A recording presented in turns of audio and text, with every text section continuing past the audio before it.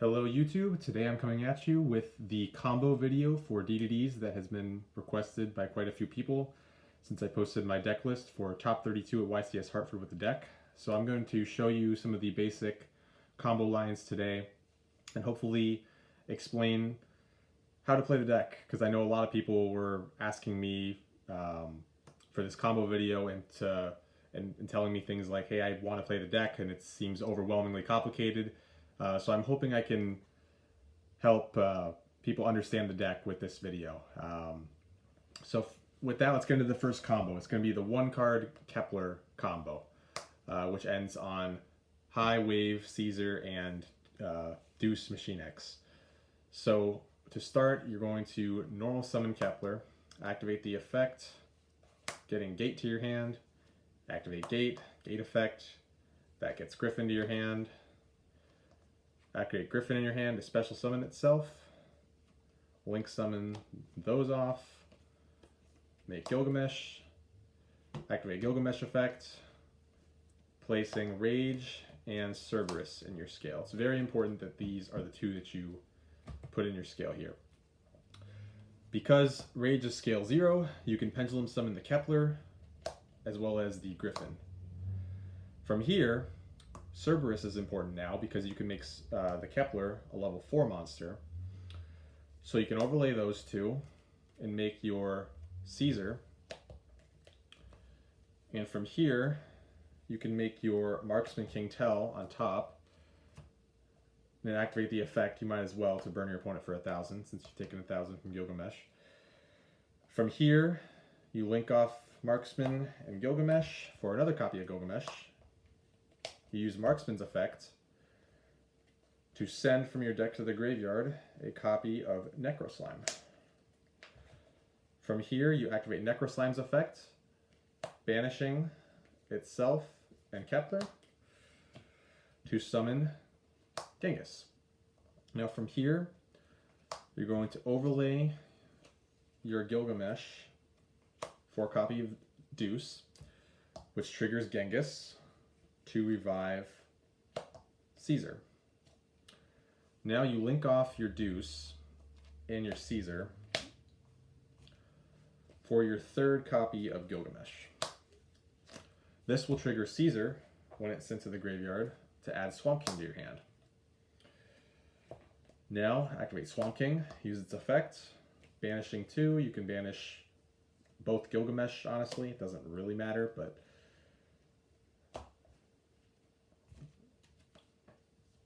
and then summon your second Genghis, now overlaying those for Caesar, and overlaying the last Gilgamesh for your second copy of Divisor Machinex. And that is the one card Kepler combo, which ends on, this is about, at most, it could be 8 interruptions, I believe, since you have Deuce with 2 contracts. You send and take one of their monsters, detach, take one of their monsters, send, take one of their monsters. Oh, it's 4. So 4 interruptions with Deuce and 2 with Wave High King. If it's a deck like Sword Soul that activates a lot of effects on field, like Moyi or Taya, Deuce is really strong against those. And then against most of the meta right now, Wave High King is not once returned, so you have 2 materials to negate any card or effect that includes an effect that special summons. So all the Therion cards, Branded Fusion, the Sword Soul cards, Long Yuan, the Tenyi effects in the hand to summon themselves, you can negate those. So just a lot of utility when you have this end board. This is just with 1 card. This gives you 4 other cards to play. Even if you open up 4 hand traps and then Kepler, you can make this board and then have 4 hand traps, and then you're probably winning. So that's the 1 card combo with Kepler. So next, I'm going to showcase a few 2 card combos.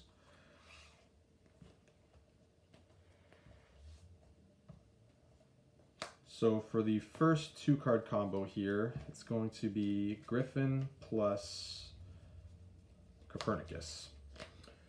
Now this is the 2 card combo that gives you the highest ceiling with the deck with just 2 cards, and it gives you the most amount of interruptions in doing so. So to start this one, you're going to normal the Copernicus, activate effect, sending Necro Slime to grave. Activate Griffin in hand, special itself. Link both of them off, making Gilgamesh, activating Gilgamesh effect, to place from your deck Ragnarok and Orthros in your scales. Next, you're going to Pendulum Summon both Copernicus and Griffin. Overlay for Caesar, and then Marksman King Tell again. Activate Marksman effect. Detach to burn for 1,000. Might as well do it every single time. Next, you're going to use Orthros effect. This is why the Orthros comes in into play in the scale. It's very important. Orthros effect to destroy both itself and King Tell. From here, you're going to use King Tell's effect. That'll send Patent License from your deck to the graveyard. This is why Patent License is important. It's required for this combo. Patent License effect now, since it's sent to the graveyard, you can add Orthros from your extra deck to your hand. Next, you're going to activate Necro Slime, banishing itself and the Copernicus to summon out Genghis. From here, this will trigger your Ragnarok in the scale. Since you summon Genghis, Ragnarok will go ahead and target Griffin in the graveyard to summon it back. On that summon, 3 effects activate here. So you would activate Genghis as Chainlink 1 to target Caesar. You would activate Griffin as Chainlink 2 to search for any DD card from your deck to your hand, and Chainlink 3, Orthros. Since Ragnarok burns you for 1,000 damage, you take effect damage. Orthros' effect in hand says when you take damage, you can summon itself. So Chain would resolve, Orthros would summon, Griffin would search for Headhunt, and Genghis resolves summoning Caesar. From here, you can then link off your Caesar and your Gilgamesh for a second copy of Gilgamesh. Caesar effect now activates to search Swamp King. Now you activate the Swamp King, banishing Caesar and Gilgamesh.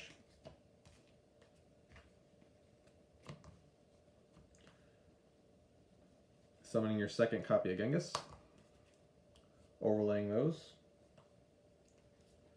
for Wave Hiking. Now, since you have Orthros and Griffin on the field, Orthros is a tuner, you can synchro those two, summon out your Siegfried, and then using your Gilgamesh, summoning Divisor. So, and then setting Headhunt, of course. So, with 2 cards, you wind up with Siegfried, Deuce, High Wave King, and the Headhunt. And this board is usually impossible for decks to break. It's just too many interruptions. There's at minimum, there's 6 interruptions total with this board with 2 cards. And again, that gives you 3 cards to play with that are not this. So even if you open up 1 or 2 bricks, or if you are a hand trap on top of that, it's even better. But this will kind of give you an idea of what the deck can do with a limited amount of resources. So that's the 2-card combo with Copernicus and Griffin. For the next combo, you're going to end on a similar end board without Headhunt in this case, but it's still a 2-card combo.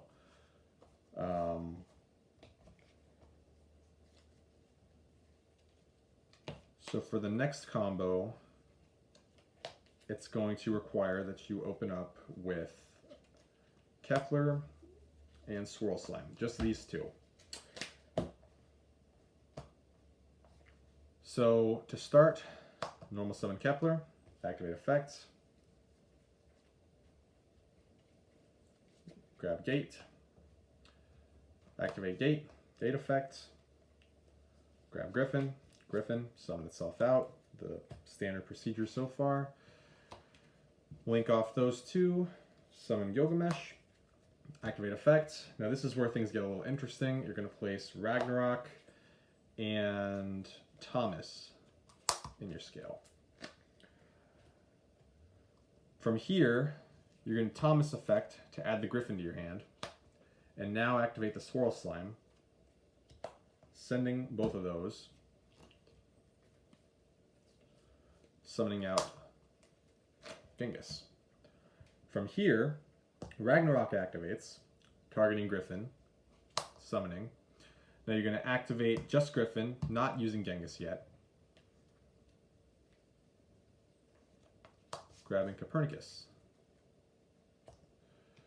Now you're going to Swirl Slime, banish to summon the Copernicus, activate effect, send the Necro Slime to grave.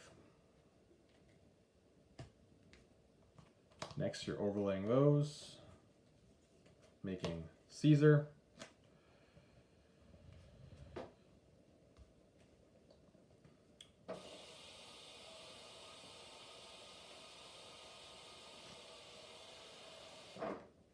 Now, with this, you can link off those for another copy of Gilgamesh. Caesar will now trigger.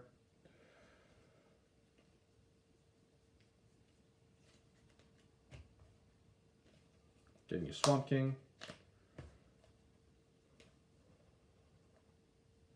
Now you're going to use Necro Slime, banishing to summon another Genghis. Now you activate your Genghis effect to revive the Caesar. Next, overlay those to make the High Caesar. Now you're going to overlay the Marksman on top of the Caesar, detach to burn. Next, you're going to Swamp King using Marksman from field and Gilgamesh from your graveyard. Summoning out Diarch. Activating Marksman effect, since it was sent to the graveyard, we can send Lamia to the graveyard. Next, you're going to use Lamia, sending Swamp King, summoning itself, and Synchro Summoning for Siegfried, and then overlaying on top for your Deuce. And again, it's a 2-card combo, but you have a good amount of follow-up because the Thomas in the scale can add back the Kepler to your hand, so in case your monsters get outed, you would still have the Thomas to add back the Kepler in your extra deck. And again, it's a 2-card combo. And you don't even Pendulum Summon when doing this. You lock your scales into 6 and 5. So that combo comes up sometimes. For the next combo, I'm going to start going into the 3-card combos that make the Baron.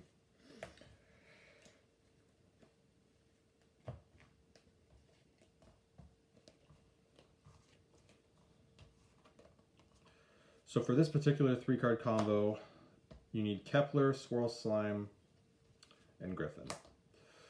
And this is the best version of the combo because you get to end with both Baron and Headhunt, and usually you don't get to.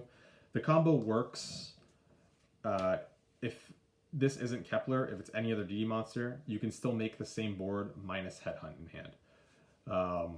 But when you add Kepler, when you have Kepler instead of any random DD, then it becomes a lot better because you can get Headhunt as well. So we're going to start off this one with the Swirl Slime, using it in Griffin to make Genghis. You're then going to Swirl Slime, banishing to bring out Kepler from your hand. Trigger both Genghis and Kepler. Bring back Griffin and Kepler to grab Gate. Griffin now activates, grabbing the Headhunt. You're then going to activate Gate. Gate effect is going to grab you Orthros from your deck to your hand. Now, since you have it normal summoned, you normal out the Orthros, and then you make the Baron with the Orthros and the Genghis on the 5th summon, so it plays around Nibiru as well.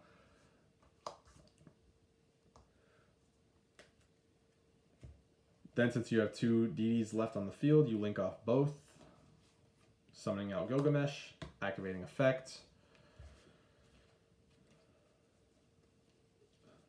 This gets you Ragnarok and Orthros. In this situation, it doesn't necessarily have to be Orthros, but sometimes it's good to do to have Orthros anyway in the scale, as depending on what you're playing against. It can pop another back row on your next turn, which your opponent sets back row. You Orthros pop it if Orthros is in scale. So usually, even if you don't have to for this combo, it's usually good to do Orthros anyway. Next, you can Pendulum Summon Orthros and Griffin. Again, if you have a card to discard for Griffin, pitch and draw one. Next, you're going to overlay those for your Caesar again. And then you're going to put your Marksman on top of that.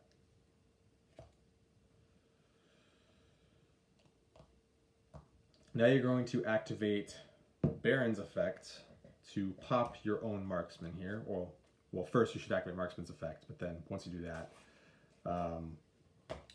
pop Marksman. Marksman effect now. Sending Necro Slime.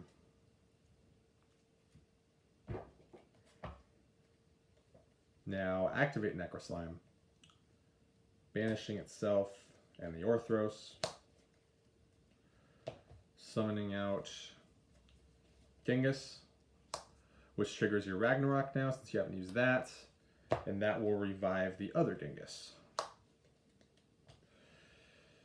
Next, overlay your Genghis for Wave Hiking, and then overlay your Gilgamesh for Deuce Machine X, set your Headhunt, and that's your ending board. One of the better boards the deck can make. Depending on the hand, it is sometimes possible to end with Siegfried if you have enough other engine pieces, but it's generally pretty difficult to do that.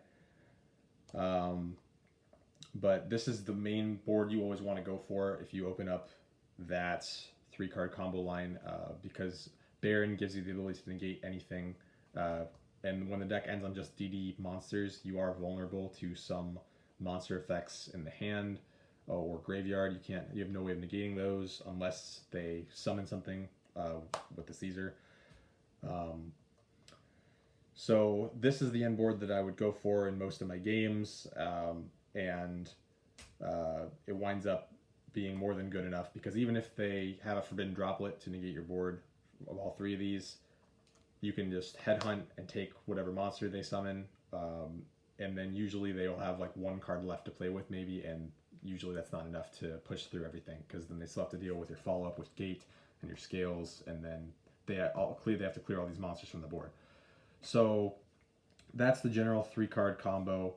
And again, if you open up with any other DD monster instead of Kepler, you don't end on Headhunt, you just have the 3 monsters on the board. But it's the same theory, it's a similar combo line. So that was my combo video for DDDs. I'm hoping that I was able to explain some things, and if there's anything else that you would like clarification with the deck, please let me know and I'll definitely respond. Maybe make a follow-up video if anybody else wants me to explain a little bit more with the deck. But those are just a few basic combos, and I know this video is already getting pretty long, so I'm going to stop it here. But again, thank you all for watching, and I really appreciate all the support that I've received from everybody online. It's been an amazing experience to have gone to this event and to done so well with the deck, and then to see that so many people were so interested in my list and how I played it. So that's a brief overview of everything, and that's going to be it. Thank you for watching.